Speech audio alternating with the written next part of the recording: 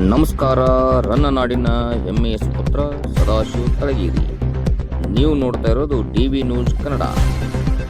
ಇಂದು ಮುಧೋಳ ನಗರದಲ್ಲಿ ಭೀಮಾ ಕೋರೆಗಾಂವ್ ವಿಜಯೋತ್ಸವವನ್ನು ಆಚರಿಸಲಾಯಿತು.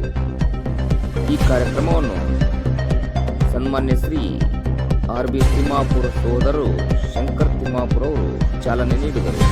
ಈ ಕಾರ್ಯಕ್ರಮ ಆಯೋಜಕರು ಭೀಮ್ ಆರ್ಮಿ ಭಾರತ ಮಿಷನ್ ಸಂಘಟನೆಯಿಂದ ಎಲ್ಲ ದಲಿತ ಮುಖಂಡರು ಹಾಗೂ ಸಂಘಟನೆ ಕಾರ್ಯಕರ್ತರು ಕೂಡಿಕೊಂಡು ಭೀಮಾ ಕೋರೆಗಾಂವ್ ವಿಜಯೋತ್ಸವವನ್ನು ಆಚರಣೆ ಮಾಡಿದರು.